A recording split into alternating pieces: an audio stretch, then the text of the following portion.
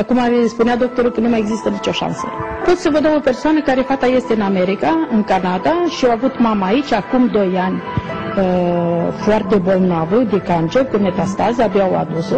Și chiar acum, nu de mult, am primit un telefon și zice, doamna Zinaida, zice, mi-a mulțumit că dumneavoastră ați pus tot sufletul în mama. Este medic, doamna, și a fost foarte mulțumită că eu am depus suflet în mama ei. Vă spun, luăm un copil de la Arad, o fetiță care, Larisa, a venit bunicul ei acum 2 ani și îmi zice, doamna Zinaida, uitați-vă, am nepoțica mea așa și așa, este foarte bolnavă, ce ziceți? Trebuie să o aduceți să o văd. Pentru că doctorul a spus că deja creierul este uscat, adică nu mai nimic de făcut. Ei, vreți să vă spun, la ora actuală ea aproape că merge bine, se uită, cunoaște.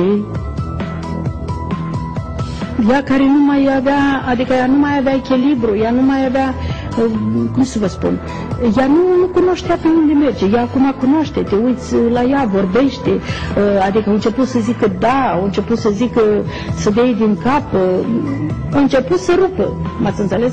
Pe care ea, v-am zis, doctorul îi spunea și acum v-am zis, chiar ar fi foarte bine să iei, cred că ar fi bine chiar, nu știu, cei mai mari, chiar și oameni cu super, mă rog, poziție, să iei CD-urile, să se uite cum a fost și cum este la ora actuală. Cred că s-ar încruci.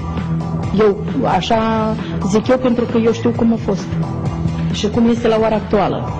Am zis, dacă ar fi asta să fii în străinătate, cred că dacă ar fi să fii în străinătate, să vadă ce pot eu să fac, cred că ar fi... Uitați, eu am fost în Polonia, da? Pe mine în Polonia m-au rugat să rămân acolo. M-au rugat să-mi dea casă, să-mi dea tot să rămân. Nu, n-am vrut. În Turcia, la fel. Ei, am simțit eu, mă rog, aici l-am întâlnit pe... Profesorul dumneavoastră. Eu îmi doresc să fie cât mai multe lucruri care să vă lege de acest domn. Ce să vă spun? Multe cazuri. Am avut un domn de la Tecuci care avea o tumoră la ficat. Nu mai are. Trebuia să fie operat. Nu mai are tumoră la ficat. Am avut o doamnă din Matca, tot din Tecuci, care iarăși trebuia să fie operată odată la inimă, trebuie să fie operată odată, eu găsit o tumoră pe bronhie. Nu mai este. Pe mine m-a impresionat o scrisoare primită la redacție.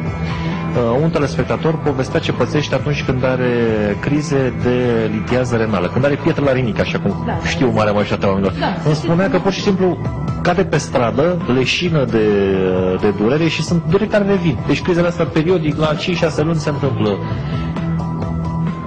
Da, am foarte mulți și de ăștia. Am persoane care au eliminat pietre. Ce să vă spun?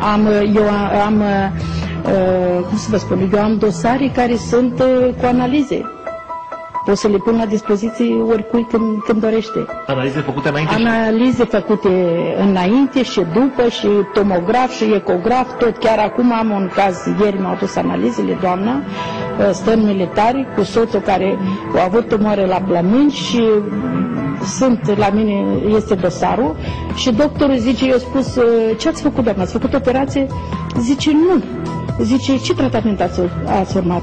Bine, în afară de doamna Zinaida. Și zice, a ieșit pe o ușă, doctorul și-a plecat. Când am ajuns la doamna Zinaida, eram foarte bolnavă, aveam o hernie de disc, acum 2 ani de zile, eram disperată pentru că am încercat să mă tratez colo și nu a mers. Adică ce înseamnă colo și colo? Am făcut o lună de zile fizioterapie, da? Și după o lună de zile, doctorița tot îmi spunea, zice, lăsați că își face efectul mai târziu.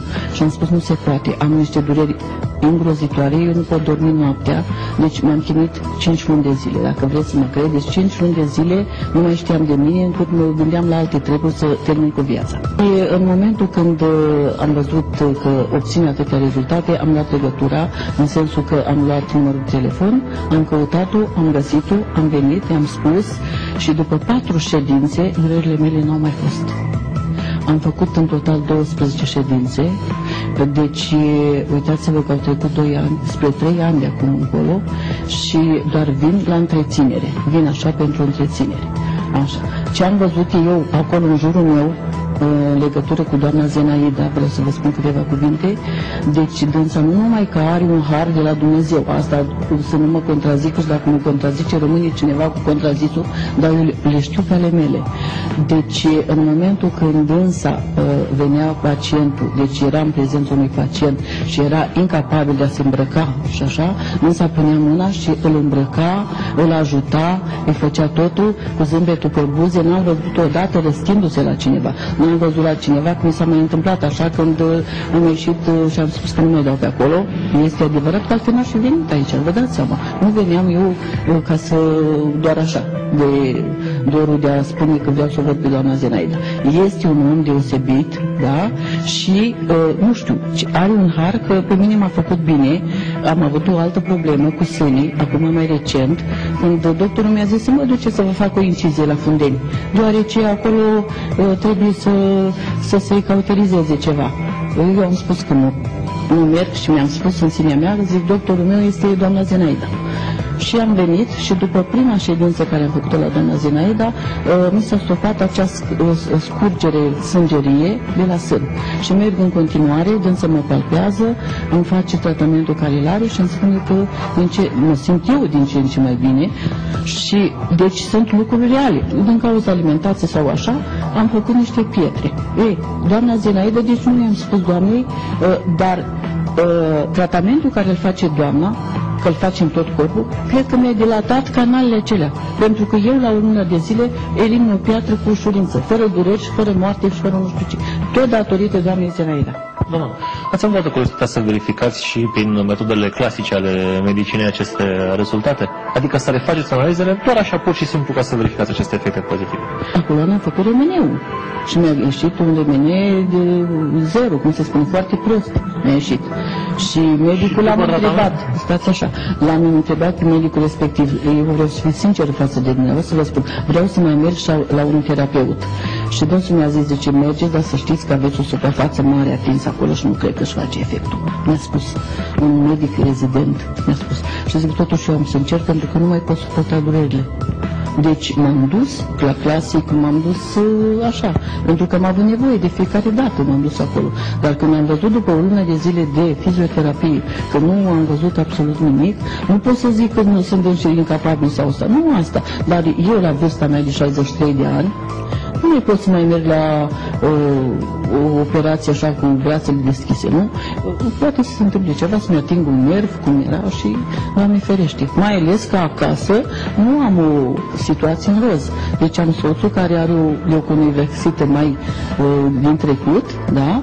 Care s-a tratat în fel și chip și acum l-am adus aici, da? Ținându-se cu mâinile de pereți. Și uitați-vă că suntem la 6-a, 7-a ședință și merge cu bastonul, este adevărat, și mi-a spus că eu cred că o să într-o zi arunc bastonul. Deci merge din ce în ce mai bine. Calcă mai bine și așa mai departe. Și atunci eu nu puteam să mă îngrămădesc, să fac operație atâta timp cât eu acasă aveam o problemă destul de gravă și așa. Deci, ce vreau să vă spun celor care mă privesc, în mod sincer spun, doamna Zenaida are un har de la Dumnezeu și vindecă orice boală.